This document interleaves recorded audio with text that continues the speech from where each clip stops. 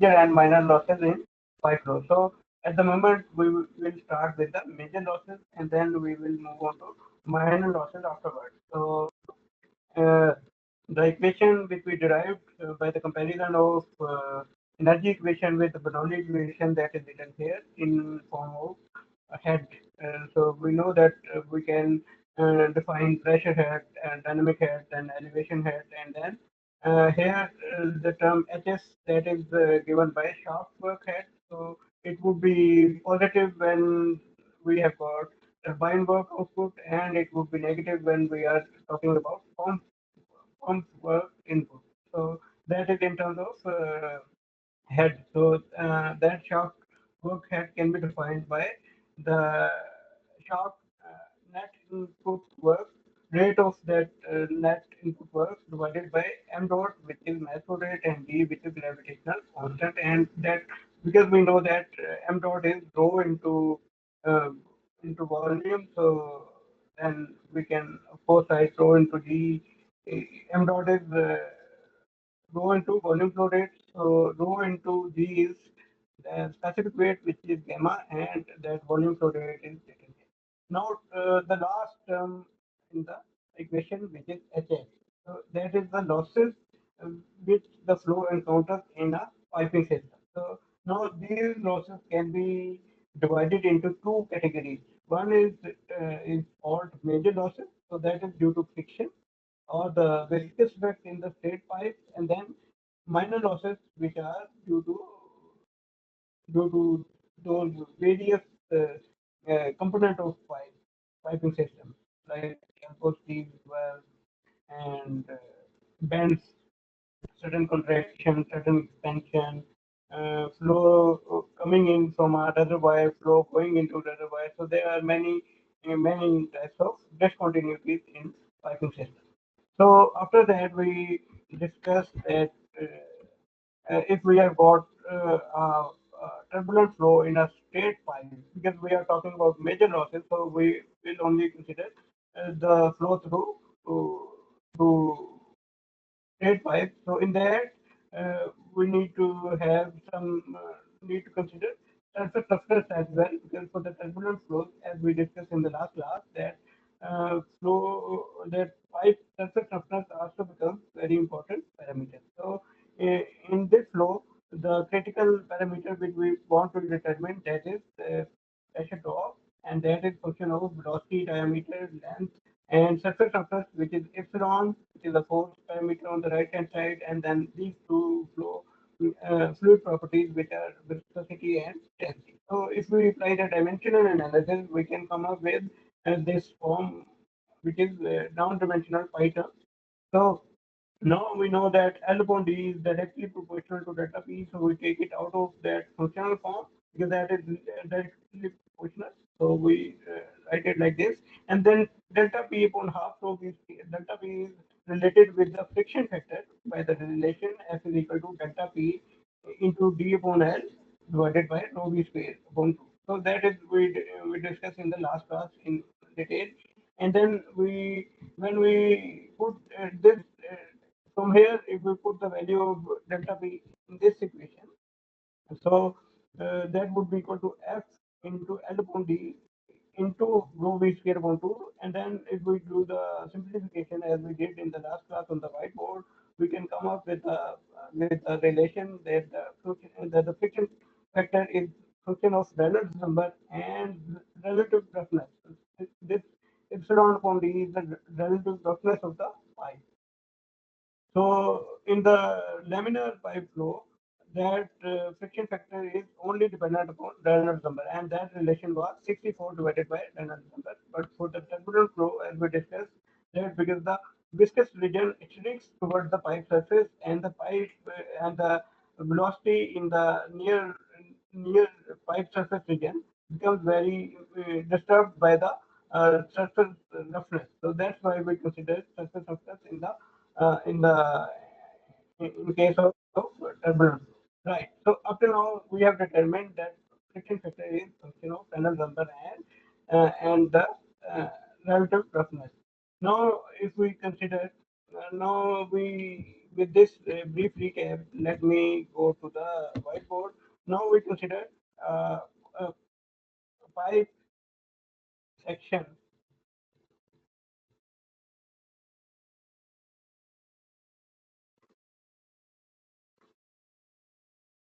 which is one end, right? So here if we want to write the energy equation between these 2 points, we know that we can write, right, P1 in terms of head, P1 upon gamma plus V1 square upon 2G, which is the dynamic head. This is pressure head at point 1 plus Z1 is equal to T2 on gamma plus V2 square on 2G plus Z2 plus HL. HL is the loss in which this fluid experience loss of head which this fluid experience due to friction and any component. So because this is a straight pipe, there is no component. So here HL is only the loss due to frictional effect. So uh, now if we are talking about fully developed flow, then we know fully developed pipe flow, then we know from the continuity equation that V1 is equal to V2.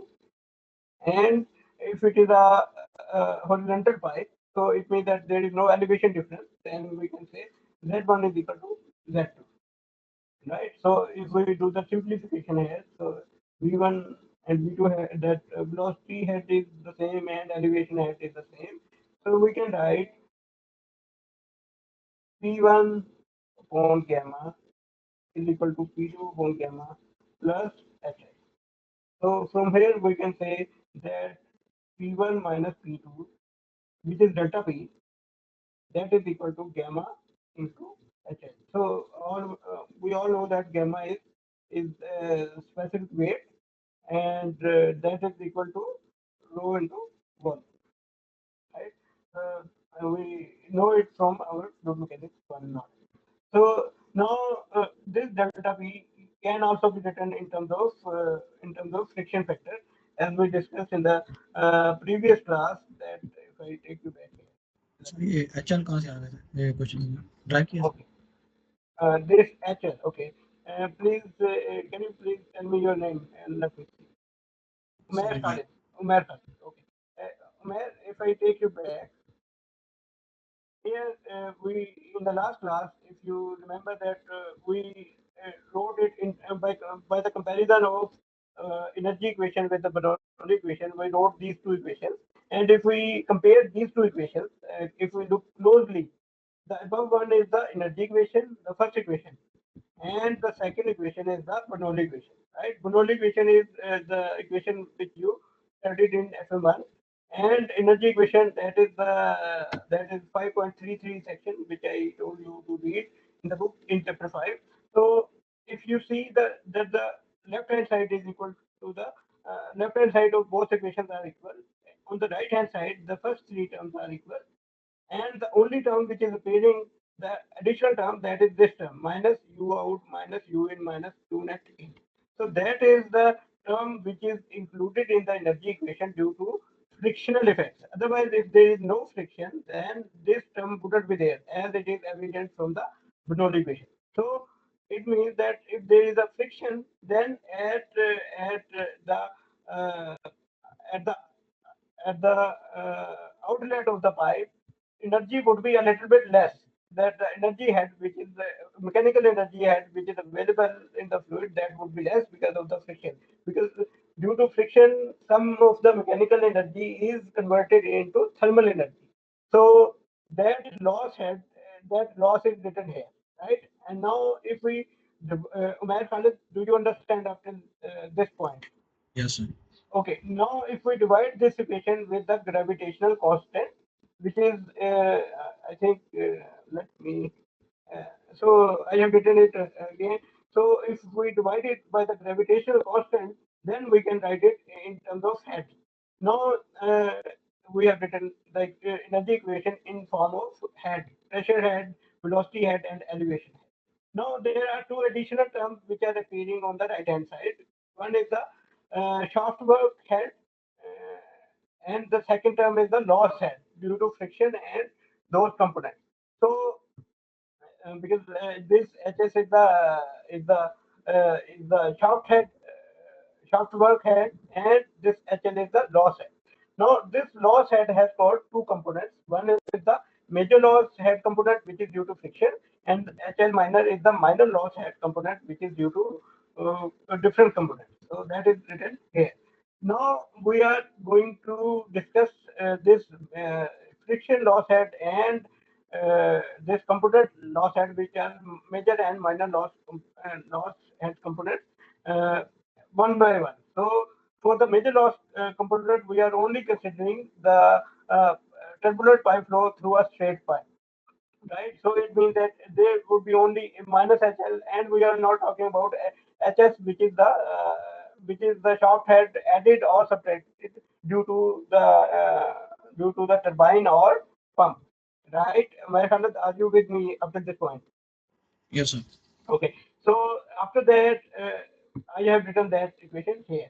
That P1, because in this equation, this was P2, P2, P2, and Z2. So this HL, when it goes on the left hand side, it would be added plus HL. And this was P1, P1, and Z1. Right? So that's why we have written this equation here. That P1 plus P1 plus Z1 is equal to P2, this pressure head plus P2 plus and P2 plus HL. So now we want to write this HL in terms of this friction factor. So we also know delta V is equal to Fl upon D, rho V squared upon 2. So now we can also know delta V is equal to gamma HL. So let me derive the relation between friction factor and HL on the whiteboard. So let me write that here. Uh, okay, before maths question, we were trying to discuss that from where this relation came. So let me take you back on the previous slide, one of the previous slides. Here you can see that delta P is equal to Fl on the rho B square upon 2. So let me take you back to this current slide. So now we are going to do it on the whiteboard. So let me write that delta P is equal to F length upon diameter into rho v squared upon 2. Now this delta p and this delta p, they are equal, so we can say that gamma hl is equal to fl upon d rho v squared upon. From here, if we know that this is equal to it is not gamma is rho g. Sorry, because you should have told me that I. So it is basically because rho into volume is mass, so it is rho g specific weight. So if we put that value here, rho into g into hs, fl upon d, rho v square upon 2. So from here, rho would be cancelled out, and hl would be equal to f l upon d, v square upon 2. So this is the relation between minor this major loss head major head loss and the friction factor. Now the friction factor for the laminar flow, we know that that is equal to 64 upon Reynolds number if the flow is laminar, and for the turbulent flow, as we discussed from the dimensional analysis, that it is function of uh, Reynolds number and relative roughness, right? So, but this is a functional form. We don't know the exact relation in case of turbulent fully developed flow. So, as we discussed that we for the turbulent flow we conduct experiments, and a person named whose name was called Moody. So that was the scientist name. He conducted experiments in 1944 to derive the friction factor for different Reynolds number for different surface roughness element, relative surface roughness values, and he come up with Moody charts. So let me show those Moody charts to you on the next slide. So that are here, and so let me zoom in just to tell you that what are these Moody charts. So if you see, first of all, uh, this chart is on a log scale, right? So we can see that on the x-axis we have got log scale because there are a vast range of Reynolds number to cover. So that's why we have put the log scale. And similarly, there is a vast range of that surface roughness, relative surface prediction factor, and surface roughness. So that's why the y-axis is also in the in kind of it is if we see that y-axis is normal scale, but the x-axis is kind of log scale, or am I right? 0.04 and 0.03. It looks like log scale as well. Or no, no, it is normal scale. Okay, so now if you see that there is a line on the left hand side, which is a linear line. So that is kind of the line which is due to laminar flow. That is the line which covers 64 upon Reynolds number. And then there are several lines on the right hand side. And we have got a value written in front of each line on the right hand side. So these values are for the uh, relative roughness, which is epsilon upon d. So epsilon upon d for the top line is 0.06, and then here on the bottom side we have got 0.00005, and then on the x-axis we have got Reynolds number value, which starts from 10,000 to 10 million or maybe 100 million. So it goes up to 100 million, right? And then for this case, there is a bottom curve on the right hand side, which indicates smooth pi surface. It means that epsilon upon d value is equal to zero for this case. So if we have got turbulent flow and if we can ignore epsilon upon d value, then we are going to see the value from this curve. So let's suppose we have been given a smooth curve and we have got Reynolds number of 1 lakh, then we would draw a straight vertical line from this point, and then we will see that where it intersects this line, and from there we will draw a horizontal line to find out the value of this friction factor, which would be around from this, it would be around 0.02, 0.018, around that value. And if we have got some other value of epsilon upon d, then we can draw a vertical line from that curve, and then we will find the intersection point, and from the intersection point we will draw the horizontal line. So we will also do a numerical problem for this in maybe in couple of minutes to elaborate it further. And okay, one thing which I want to also discuss here, that is there is a dotted line, this slanted slanted dotted line on the right hand side. So after this line, if you see that this curve, they almost become horizontal. So it means that uh, after this point, friction factor is only function of surface roughness. That is no more Reynolds number dependence, because that becomes kind of horizontal line. So horizontal line means that if we change the x-axis, then there is no change in the friction factor value. So it means that after certain value of Reynolds number for each surface roughness value, that this friction factor only depends upon the surface roughness. So we can write here that this relation, that for this friction factor, sorry, this friction factor becomes only function of epsilon upon d for higher Reynolds number value. How much higher? That depends upon the particular surface toughness value. Because, for instance, if we are talking about relative toughness of 0.06, then after around 10,000, there is no change in friction factor value. So it means that for relative roughness of 0.06, 10,000 is the value of that high Reynolds number. But if we are talking about 0.005, 0.0005, which is this line, that value of higher Reynolds number is like 50 million Reynolds number value. So after that, it becomes independent of that Reynolds number. So that all depends on the Reynolds number value. Reynolds number value for a particular surface surface value.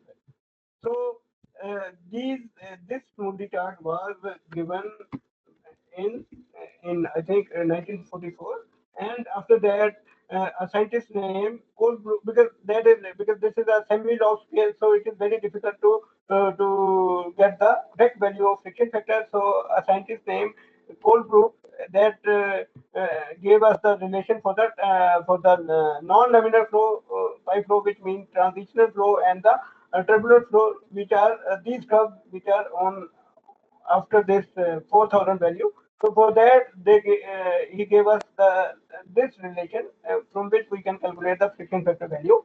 So if you look to this relation carefully, you can see that this is an implicit relation. That friction factor is also occurring on the left hand side and as well as on the right hand side. So we need to have some kind of iterative solution, which we can do very easily on the programmable scientific calculators. And if you don't have that, then there is an explicit calculation of this friction factor.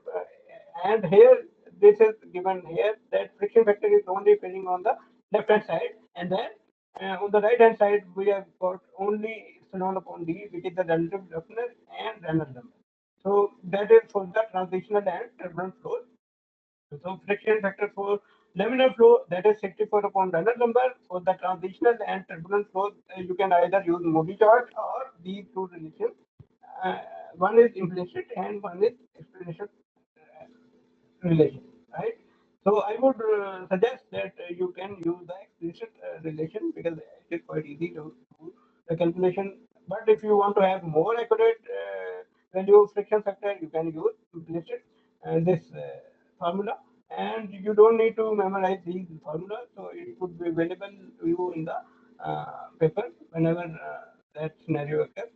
So let's do a numerical problem to discuss the calculation of those friction factors. So here under standard condition, the rho and mu value is given. Flow through a 4 mm diameter drawn tube. So this is a drawn tube. So that is a manufacturing process. So for that, the roughness value, surface roughness value, which is epsilon, that is 0.0015 mm. So let me write these values here.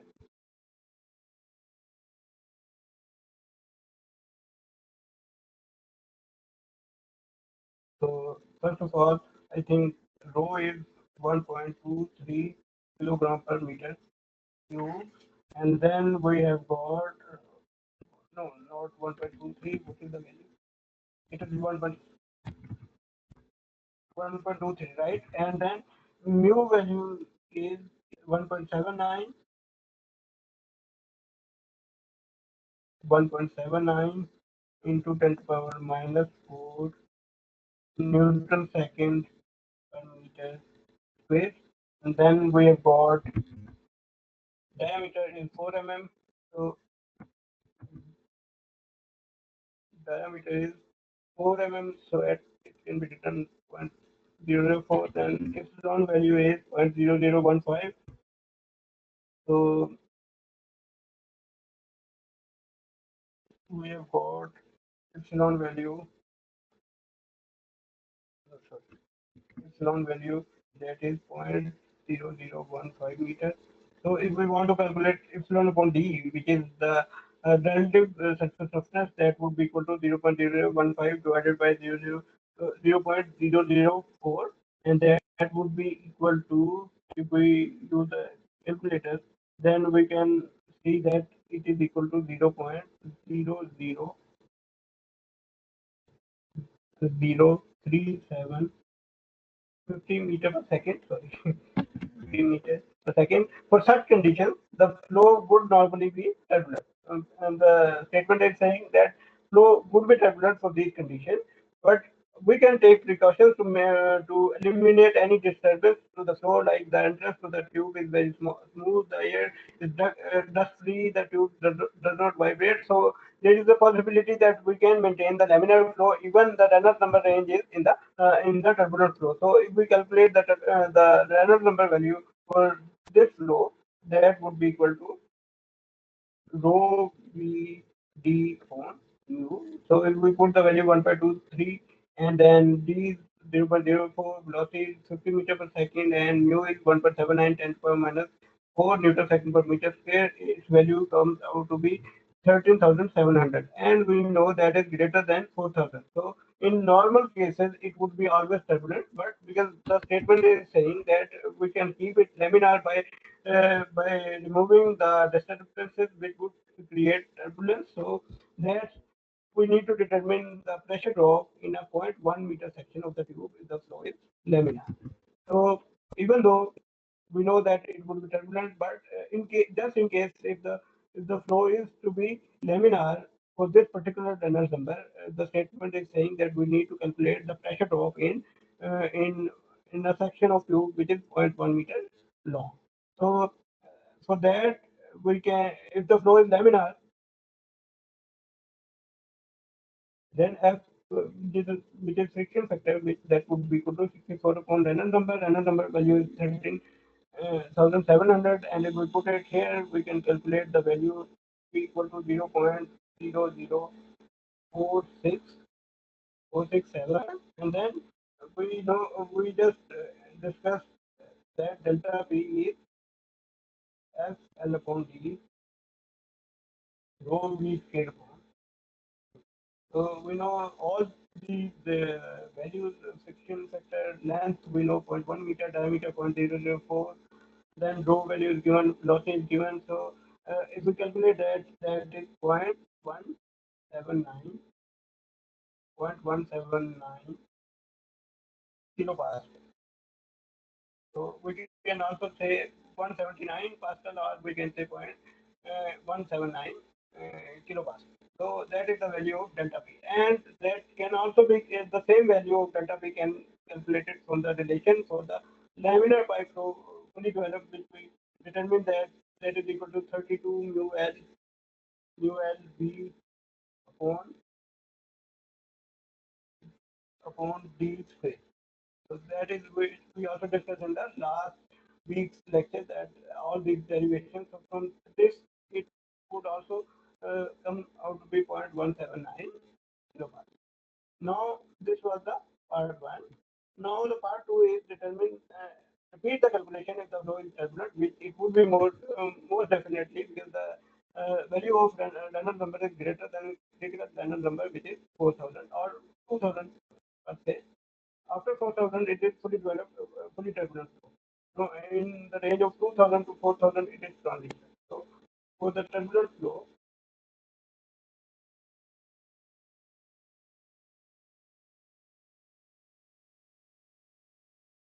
we need to calculate F, which is friction factor. So now we have got two, three cases.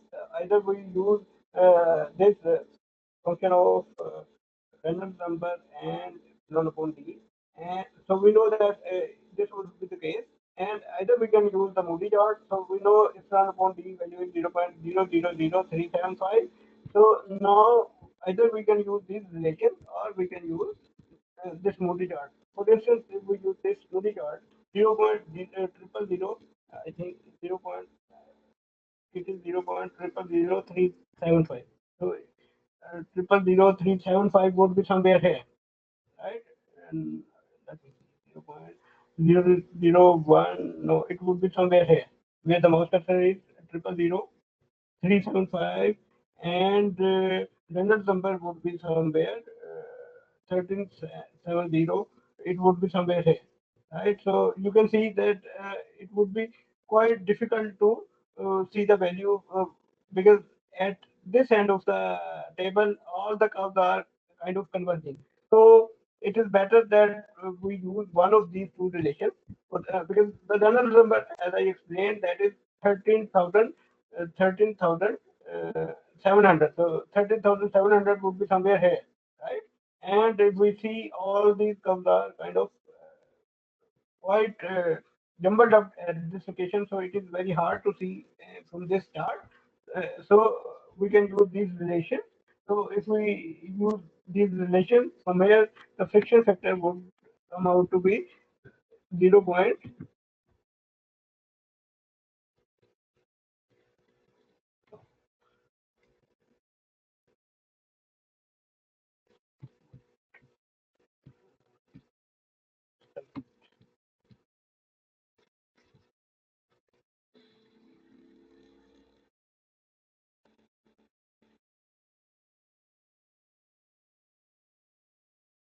So if we use those four group relations, we can find the value of friction factor.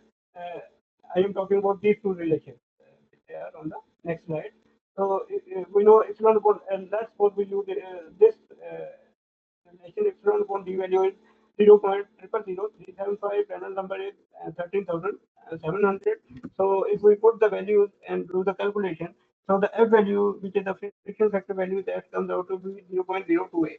Now, that is very interesting to see this value, that is 0.028, and for the laminar flow it was only 0.00467. So for the turbulent flow, friction factor value is significantly more. So now we are going to use the same relation F L upon D, totally scale upon 2. So the only difference here is friction factor value. So if we put that value, then it comes out to be 1.076 kb, right? Because in the turbulent flow, we also consider the surface factor, so that's why the friction factor is quite higher. And if you compare these two values, so the friction factor, the pressure drop for the turbulent flow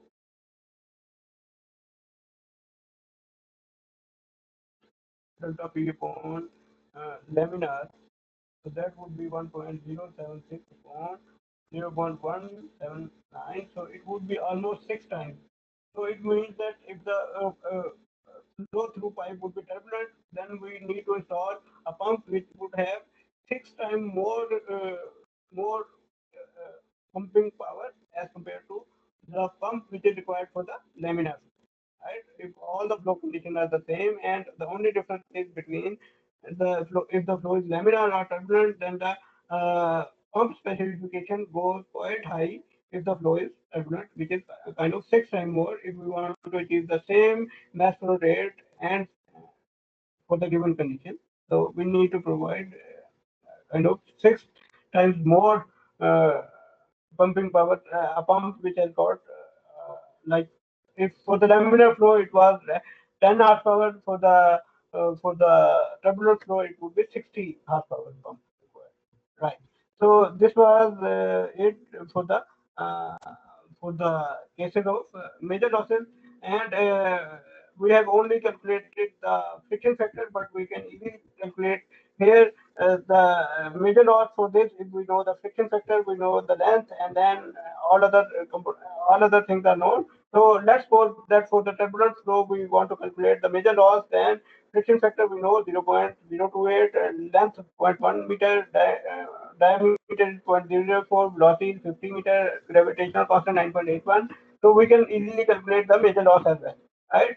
And we will do quite a few numericals in the next week for the major losses and minor losses. So minor losses would be discussed in the next class, which is on